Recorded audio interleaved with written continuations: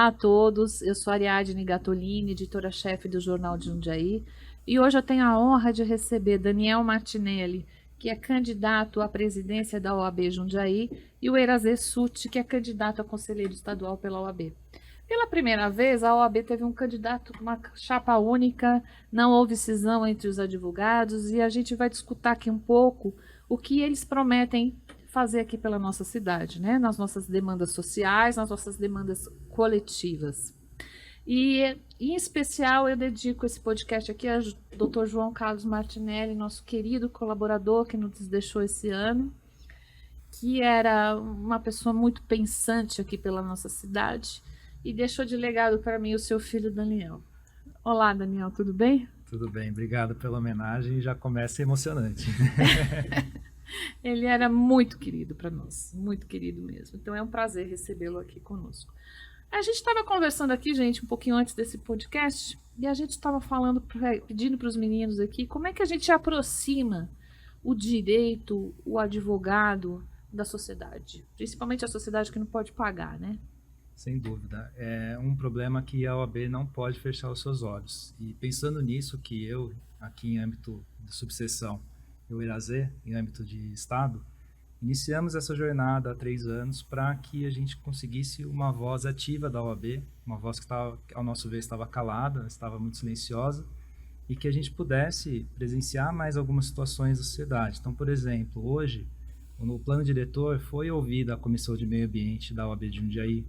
A gente fez ações comunitárias de prestação de serviço à comunidade, como atendimento previdenciário na Praça da Matriz, e entre outras que agora a tendência é que a gente, estruturados e unidos, a gente consiga mais braços da advocacia para proliferar em toda a cidade e ter uma OAB atuante na sociedade, tanto que a nossa casa chama Casa da Advocacia e da Cidadania. Então, entre as propostas, por exemplo, a gente tem, como comentamos com o Erazê, audiências públicas na ordem. Então, assuntos relevantes da sociedade de Jundiaí têm que ser trazidos para a nossa casa de uma maneira imparcial para que a gente consiga discussão técnica e consiga levar algum objetivo, levar para alguma situação que a gente consiga um resultado efetivo.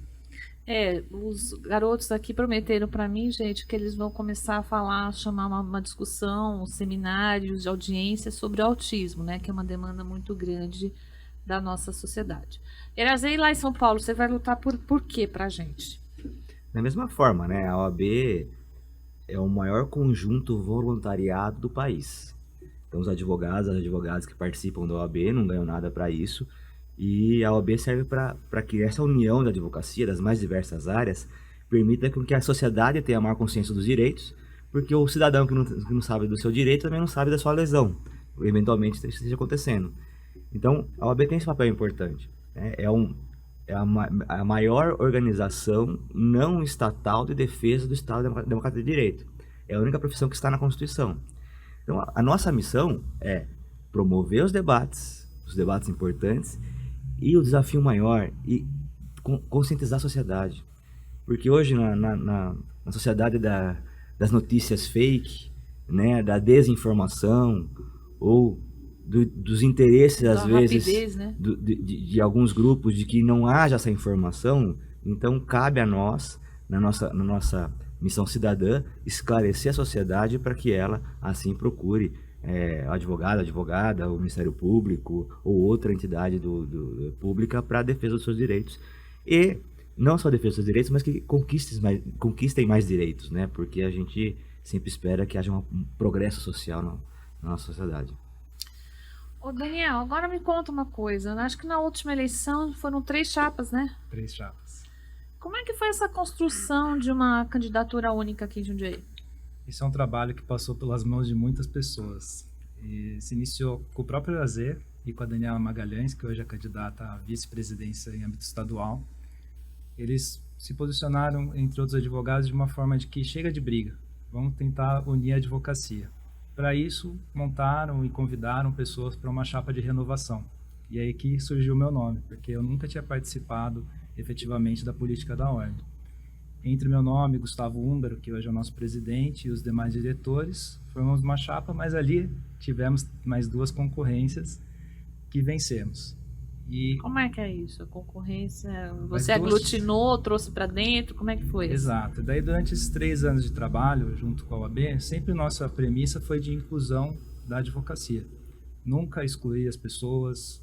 Ah, não votou na gente, pode participar da OAB sim. Não tem essa questão de que se não é meu amigo, não, a casa está fechada. Sim. E isso se proliferou. Então, conseguimos uma participação maior da advocacia na ordem. Temos uma casa nova hoje também, renovada, muito graças à gestão de São Paulo, que é uma casa com o equipamento necessário para que a nossa instituição funcione. E começamos um diálogo com a oposição, conversamos, em vez de brigar, vamos juntos, vem para o nosso lado, todo mundo fica do mesmo lado, porque a nossa briga como advogado, como advogada, tem que ser da casa para fora e não dentro de casa. Sim. Me lamentava muito quando eu via, por exemplo, uma rede social, um advogado criticando o outro de maneira política, sabe? Apenas para criticar o trabalho, prejudicando o que estava acontecendo ali, não uma crítica construtiva. Então, a gente entende que os problemas da advocacia têm que ser discutidos na OAB, com divergência, é sempre bem-vinda a divergência, desde que tenha respeito.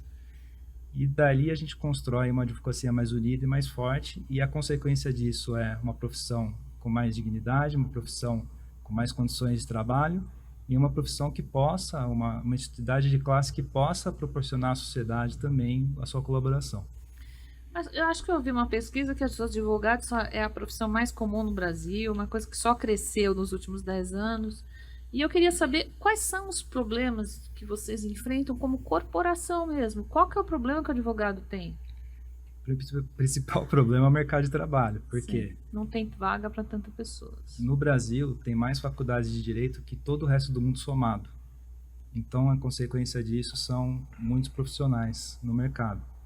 E aí você já não consegue valorizar tanto o seu salário, os seus honorários. O profissional liberal tem que baixar o preço para se adequar ao mercado.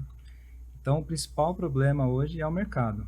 Então, a OAB tem essa função de buscar novos mercados para a advocacia, como, por exemplo, startups. Hoje temos a Fashion Law, que é a advocacia da moda.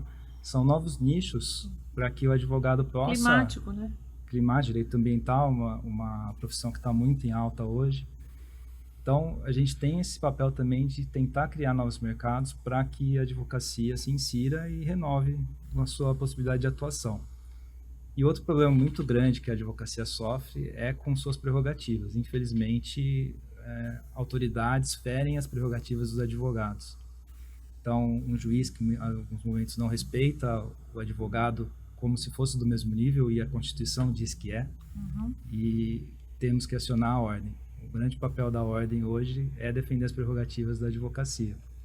E com uma classe unida, como a gente está buscando hoje e está no caminho, trilhando o caminho certo, a gente consegue diminuir esses episódios, como já tem diminuído. Isso é abuso moral, né?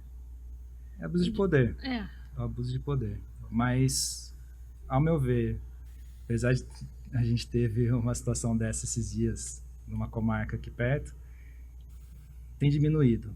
Com diálogo, com conversa, com conscientização, a gente tem, mas ainda tem muito a se batalhar. E muito em função da ordem, porque a ordem faz o seu desagravo, mostra publicamente o que a autoridade fez, não permite que essa autoridade, que muitas vezes é do judiciário e quando se aposenta vai advogar, não permite que se torne advogado ou advogado. Então, a ordem tem esse papel de proteger a advocacia também de quem viola as prerrogativas do advogado. Agora, Erazê, por que é que a gente... Uma vez eu discuti isso com um juiz e falei para ele assim, mas eu não estou entendendo a sua sentença. Eu falo 4 línguas e não sei o que você está escrevendo aqui. E em casa, o meu filho, quando fazia direito, falou, mas eu não vou escrever desse jeito. Me parece que o próprio direito não era necessário isso. Mas se coloca uma distância entre o cidadão comum para que ele também não entenda os seus direitos, as suas leis. E essa autoridade que a gente estava falando lá, que na verdade é um funcionário público, se dá o direito de achar que ele também não é cidadão e ele não está ali colocado pelo cidadão. Em que momento o brasileiro distorceu a lei? Eu acho que culturalmente é uma forma de reserva de mercado, daquele que fala mais difícil, quase incompreensível, Sim, fica né? ótimo. E, e aí você acaba restringindo. Mas com a popularização do direito, isso virou um problema, porque grande parte fala a língua portuguesa normal, né? E poucos outros ainda tentam manter essa dificuldade linguística. Só que agora a gente vive um outro problema, que é o problema da inteligência artificial. Ela faz Em isso em 2 minutos. e que está fazendo os despachos para a magistratura, algumas sentenças. Então, o risco, além de ter uma linguagem acessível para a população, até para poder recorrer e entender, ou até aceitar que não tinha direito, ou a outra parte entender que a outra tem direito, a gente tem o risco de a pessoa humana, magistrado, não se dedicar mais àquela escrita, não ter a consciência dele, Bom, a gente já. a Vamos falar valorização a dele. verdade, eles já têm processos que eles nem leem, né? Que é o estagiário que lê, a gente já sabe E aí disso. se reproduz o que já foi feito sem Sim. criar algo novo Sim. e às vezes já dentro de um preconceito já de outras decisões, ou mesmo da sociedade, onde... Então, esse é um grande risco para a gente hoje, porque o direito é uma ciência humana. Ele depende da consciência humana do advogado, de um lado, do outro advogado do outro, do magistrado aqui, do Ministério Público, quando ele participa, para que haja a melhor interpretação do direito dos fatos para que a gente tenta chegar perto da justiça. Mas também nós temos uma questão bem brasileira, né? Que é judicializar tudo, né? A gente judicializa tudo. E aí, eu lembro de uma história que aconteceu no Butão, que Oxford queria levar uma universidade de direito para o Butão e os butaneses não entendiam o que era direito. Peraí, mas o meu direito acaba quando começa do outro. Para que eu vou litigar isso? Já está na minha disciplina moral eu entender que esse direito é de todos. E aqui no Brasil a gente tem uma percepção que o direito é para quem pode pagar mais. E para recursar, a gente sabe quanto custa recursar. Mas a gente sabe que quem mais descumpre o direito hoje é o Estado, nas suas mais diversas esferas. Sempre. Então a gente vive num país em que o Estado descumpre o direito, e quando o Estado juiz dá uma sentença, a outra parte não cumpre, tem que executar ainda por cima. Sim. Tem até um professor estrangeiro que veio aqui e falou assim, mas como? O juiz aqui dá uma sentença, não tem mais recurso, e tem que executar ainda, a outra parte não cumpre, como já... É um absurdo, né? Então, culturalmente, É um absurdo. a gente tem a cultura do conflito, por quê? Porque muita gente ganha dinheiro com conflito. Muita gente ganha dinheiro com o direito descumprido, ou com a demora do direito ser satisfeito. Então, assim, se a gente não quebrar essa rede, consciência ou hábito de impunidade, né, ou esse delay para punição, né, a punição civil, a punição trabalhista, a punição criminal, a direito de família, das mais diversas Crime, áreas. a corrupção, né? Corrupção,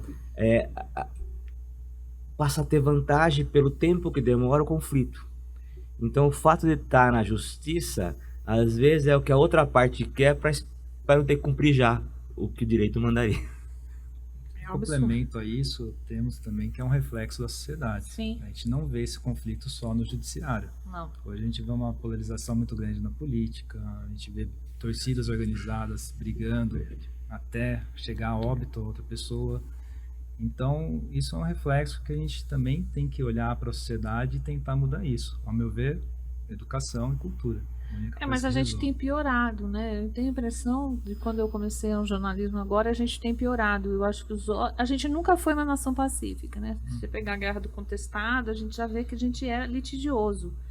Mas a gente tem piorado, talvez as redes sociais fomentem mais isso, né? Em vez de fomentar a educação, cultura, ela fomenta mais o ódio. E a gente não tem avançado, e eu acho que nem no direito. Vocês, como é que o Daniel é mais novinho, o que vocês pensam sobre isso? Porque antigamente, no meu tempo, gente, quando a gente escrevia no jornal que aquela coisa não era cumprida, no dia seguinte, por exemplo, dá um exemplo banal, tem um buraco aqui na frente e eu escrevo no jornal que tinha um buraco. No dia seguinte, o buraco estava tapado. Era um direito civil da administração, não sei se o cara tomava isso com consciência. Hoje a gente escreve que existe um buraco, que existe 1.500 crianças na fila para atendimento de autismo e não acontece nada. E você está me falando que também é a mesma coisa. Sim, assim, na era da pós-verdade, a gente vê isso na sociedade, vê isso também no judiciário, vê isso também na advocacia, que você perde aquela postura ética, objetiva e técnica de não falar que abacaxi é maçã. E a gente perdeu isso. A gente estava, até pouco tempo atrás, discutindo se a Terra era plana ou não. E, assim, é algo inimaginável. E tem gente que ainda hoje acredita. E essa desinformação gera isso. E a desinformação gera a ausência de direito, conscientemente, né? Gera a aplicação errada do direito. E a desinformação gera a possibilidade de não ser técnico objetivo no exercício do direito, seja pela autoridade do poder executivo, do legislativo, do judiciário, da advocacia. Então a gente precisa reconquistar o quê? Primeiro, o que é objetivo, o que é técnico, o que é certo e errado de acordo com as normativas, não de acordo com aquilo que eu gostaria que fosse. Eu penso, né? Então a gente perdeu isso. E esse conflito que a gente vive na sociedade, muito é disso. Um respeita o outro de acordo com que deveria ser o íntimo do outro. Eu posso divergir, não vou respeitar. Sim. Fato é fato, opinião é opinião. Né? Hoje a informação de muito fácil acesso acaba também trazendo seu lado ruim. Então a pessoa entra no Google e acha que entende tudo de medicina, acha que entende tudo de direito, acha que entende tudo de engenharia. Então isso também faz com que essa opinião de uma pessoa que não tem a capacidade técnica para emitir acaba reverberando e criando situações como o Eliezer falou, e eu trago até para complementar a questão de vacinação, algumas outras questões ali que a gente vê que a ciência é deixada de lado. Mas os políticos ainda têm medo da justiça, né? Mas veja, Jundiaí, como é que nós estamos hoje ainda num incerto sobre a candidatura, se o Gustavo vai entrar, não vai entrar, não vai entrar. A gente entra no TRE, está sob júdice. E depois da Lava Jato, eu tendo a dizer que os políticos ainda temem a justiça. Eu acho que talvez seja a única forma que eles se balizam. Mas a nossa missão é que todos aqueles que estão na sociedade temam, respeitam a autoridade policial, o delegado, Sim. o promotor, o juiz, as professoras, a assistência social. Por quê? Porque aí isso é base de civilização, do caráter civilizatório. Quando as instituições perdem um pouco do seu credibilidade, todo mundo perde. Todo mundo perde. Nossa missão também é resgatar e fazer aprimorar. Por isso que o advogado é essencial à administração da justiça. Porque ele tem esse papel, essa missão de tornar a justiça melhor, cada dia melhor. E não pior, e não marginalizada. Ao contrário, que os juízes tenham cada vez mais posturas que a gente elogie, cada vez mais que tenham condições de trabalho que a gente elogie, cada vez mais que não sejam submetidos por exemplo, cumprimento de prazos e metas do CNJ que tiram dele a capacidade de discernimento para julgar melhor. Né? Então, pelo menos para o Ministério Público, para o delegado, para o policial que faz a investigação, né, dos ilícitos, né, do Ministério do Trabalho, que tem o auditor do trabalho, que tem a capacidade para ir lá e ver se está certo ou se está errado. Tudo isso faz parte da nossa missão e da sociedade em geral que funcione. Se não funcionar, todo mundo perde. A gente está vendo o quanto, quando não funciona, Sim. o quanto a gente perde. Ô Daniel, vocês têm plano de governo? Os planos de ação na OAB? Como é que de gestão. De gestão? Como é que é isso aí? O que vocês pretendem fazer? Nossa chapa é uma chapa de continuidade. Então, a gente tem as propostas de incrementar e melhorar o que vem sendo feito. E eu vou falar uma que você vai gostar muito, Aradne. A gente tem uma proposta entre o nosso eixo de modernização de uma diretoria, vou chamar de adjunto porque não vai estar no papel, mas uma diretoria de comunicação, que a gente quer que seja mais que uma comissão, seja um braço muito importante para quê? Justamente para que as nossas ações, os nossos eventos, os nossos projetos se propaguem na sociedade. Então, a gente vai ter uma pessoa responsável pela comunicação da ordem. E nisso vai entrar o jornal, a rádio, o podcast, as redes sociais. E a gente consegue se aproximar da sociedade dessa forma. Eu sei que você tem duas meninas lá, duas advogadas ótimas para o direito de mulher. Me conta aí como é que está sendo o trabalho delas. Temos. A gente tem a Comissão da Mulher Advogada, que inclusive é uma comissão permanente. O que é a comissão permanente? Está no estatuto da ordem, que precisa ter essa comissão. Não é faculdade da gestão ter ou não. E a Comissão da Mulher Advogada é justamente para que a gente tenha igualdade de gênero. É uma batalha que a gente vem vencendo, mas a passos pequenos. Chegou Ainda no tem TJ, muito. Sem dúvida. Muito E, custo. e a OAB, o Irazê pode falar melhor que isso, porque está lá no Estado, tem uma participação muito grande disso, justamente com a lista do Quinto Constitucional. E essa batalha por equidade de gênero é o principal mote da nossa Comissão da Mulher Advogada. A gente tem, por exemplo, você falou sobre a nossa atuação na sociedade, a gente teve esses dias a Andréia Castro, que é a presidente da comissão, foi fazer uma palestra no SESI sobre abusos e violência que algumas pessoas cometem e não percebem, ou até as próprias mulheres não percebem que estavam sofrendo no ambiente de trabalho ou em domicílio. Sim. Então a gente tem esse papel também de disseminar essas informações, o direito da mulher, até também de passar isso para o homem, para que ele saiba que o que ele está fazendo, às vezes culturalmente não é reprovável, mas legalmente sim, a gente precisa conscientizá-los disso. E um ato muito importante que a gente fez esse ano, a gente conseguiu fazer uma entrevista, uma live com a Maria da Penha, que foi a inspiradora da lei, Sim. da maior lei de proteção Teve da mulher mudança hoje. na lei, né? Vamos convidar os advogados para a gente conversar um pouco sobre as mudanças na lei Maria Sem da Penha. dúvida. Elas são muito boas na nossa Foram comissão. positivas, né, também as mudanças, né? Sem dúvida. Então, essa comissão da mulher advogada vai permanecer, presidida pela Andréia Castro. Posso dizer isso porque, como a gente é chapa única, a gente já está planejando a nossa gestão. E essas ações muito sociais de orientar e propagar o direito das mulheres é muito importante para nós. Bem, lá no estado, É importante a gente falar que o sistema ordem, ele deve respeitar a paridade de gênero, né? E 1/3 de negros e negras. sim, Então, isso é a segunda eleição que tem essa regra. Isso melhorou muito o debate na ordem, porque se representou mais, né, as pessoas na sociedade.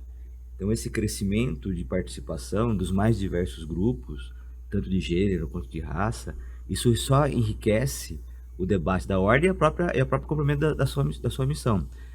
Lá em âmbito estadual, na parte de assédio, Nayara Magalhães, a nossa secretária-geral atual, se criou um canal de denúncia de assédio auditado, controle pela Deloitte fora, para que só pros não haja advogados.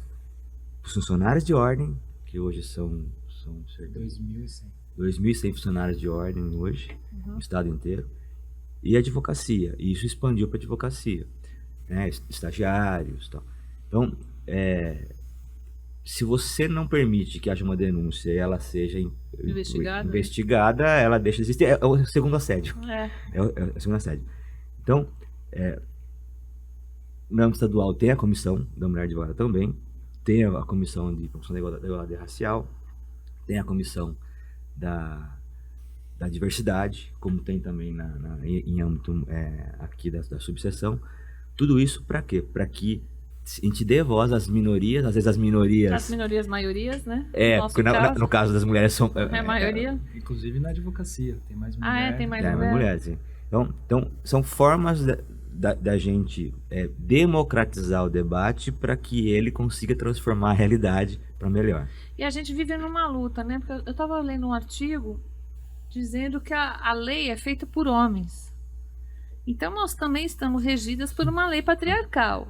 E durante muito tempo nós também tivemos juízes, homens. Agora que as mulheres... O concurso público democratizou um pouco o acesso para as mulheres. Mas poucas desembargadoras, né? Poucas ministras. Então ainda nós temos um longo caminho aí no judiciário para a gente conseguir essa igualdade. A gente tem que vencer uma sociedade que é machista por natureza e de origem e é preconceituosa, porque a gente viveu 400 anos de escravidão aqui no Brasil, e isso cria uma série de problemas de achar que você é dono do outro, né? Não respeitar a individualidade, não respeitar a diferença do outro. Então isso faz parte da nossa cultura por causa desses 4 séculos que que existiram e modificaram toda a nossa forma de evoluir. E a nossa educação perpetua isso. Perpetua. Né? Então, esse é o nosso desafio. A gente não está fazendo educação para a cidadania. Com o debate, provocar reflexão para mudar os comportamentos. Se diminui feminicídio, se diminui a ofensa racial, você diminui a segregação e assim por diante. Mas eu acho que é extremamente importante quando eu vejo uma pessoa sendo presa por uma ofensa racial. Acho que semana passada teve um caso desse. Eu acho tão importante a gente dar voz para isso, porque mostra que, olha, você pode até pensar, mas você não pode exprimir essa opinião. Você não pode falar. Você não pode fazer, porque você vai ser preso. Eu acho isso fundamental nessa mudança que a gente está tentando promover, né? Temos que propagar essa informação mesmo, para mostrar que se acontecer isso, vai ser punido. Vai ser preso, Como você falou inafiançável. que os políticos temem o judiciário, essas pessoas têm que temer também o judiciário e saber que haverá uma punição. Você vê uma crise ética, né? Porque às vezes a pessoa ela é religiosa, Tem nada a ver. ela tem a fé dela, ela propaga, ela reza e ela ofende o outro num preconceito. Não, no meu tempo de jornalismo, os pedófilos que passaram pelas páginas do jornal, muitos eram da igreja. Então a gente não pode. É hipocrisia. É hipocrisia, né? E isso a gente tem que tomar muito cuidado para não ser hipócrita, né? E ser fundamentado, acreditar no que nos valores que nos são passados e acreditar e agir eticamente. Realmente, você tem razão, o brasileiro tem uma cisão. Ele prega, né, a moral e bons costumes, mas na prática não é o que ele faz, né? É o que a gente não é um bom... Outro dia eu estava entrevistando o diretor de empresa, diretor da Ciesp, ele falou assim, a gente está falando de SG, e ele falou assim, cara, pagar salário não é SG. Deus, né? Cumprir direitos, gente, não é regalia. Cumprir direitos é o mínimo que a gente tem que ter na sociedade civil. Você tem o seu direito como empregador, você tem o seu direito como empregado, você tem o seu advogado, simplesmente cada um no seu papel cumprindo os seus direitos, né? E não é o que a gente tem uma crise ética danada, porque o que a gente fala não é o que a gente faz. Às vezes parece que o errado virou certo, né? Isso. E quando você faz o certo, você se destaca. Tá bom. Nós vamos finalizar aqui o podcast. Eu quero que o Dani dê o seu... Gente, é que ele é filho de um querido amigo, então eu tenho esse direito. Eu quero que você fale o seu Instagram para as pessoas, ou da OAB, o que você quiser. Tá bom. Eu agradeço a menção ao meu pai, que era advogado, mas a primeira profissão dele Era foi jornalismo. Desde os 12 anos ele trabalhou com jornal. Ele era Era a paixão dele, era o jornalismo. Era mesmo. Ele falava com a gente toda semana, ele escrevia pra gente, participava ativamente dos livros e queria saber da sociedade, e me ligava para saber das coisas da cidade. Cada dia mais eu sinto muita falta de pessoas que se interessam pela cidade, né? Então o seu pai era um exemplar desse aqui, faz muita falta para mim. Para mim também. Eu agradeço. Meu Instagram é Daniel Martinelli, com 2 L's no final. E a nossa chapa, OAB, Sempre em Frente. O Instagram é sempreemfrente.jundiaí. Lá a gente vai colocar as nossas propostas. E eu quero aproveitar para fazer 2 convites. Amanhã teremos um evento da nossa chapa e da chapa 14. E também no dia 26/11, a gente vai ter na OAB, agora falando como dirigente de ordem, um evento sobre igualdade racial, que vai ser muito bacana. Legal. Irazê? Nós somos da Chapa 14, né, encabeçados pelo Leonardo Sica, que é o atual vice-presidente. Nossa secretária-geral atual, Dona Ana Magalhães de Jundiaí, é a candidata a vice-presidente. E no conselho estamos eu, a Bruna Bezerra, a Vilma Muniz, para representar Jundiaí no conselho, pleiteando que a OAB mude mais. A gente ganhou a eleição há 3 anos atrás com esse tema de mudança, a gente mudou muitas práticas. Com a primeira mulher eleita. A primeira mulher eleita, tanto na OAB quanto na CAASP, também. Sim. Foi a primeira mulher eleita na CAASP. E agora essa primeira mulher eleita na OAB, a Patrícia Vasolini, ela é nossa candidata ao Conselho Federal, que a gente pleiteia o quê? Eleições diretas no Conselho Federal, que hoje não são diretas. Então é mais uma pauta nossa para que a gente consiga ter uma entidade cada vez mais representativa. Então é a OAB Sempre em Frente, né, o nome da chapa, chapa 14, né, para estadual. Suas redes sociais. Meu Instagram é @eraze, ERAZE, né, e a da chapa é @OAB Sempre em Frente. É isso, gente. Tomara que esses novos advogados que sejam eleitos, representando a classe e também a nossa sociedade, possam trabalhar aqui também um pouquinho para a gente, né? Sigam as nossas redes, jj.com.br, daqui a pouquinho a gente volta. Até mais.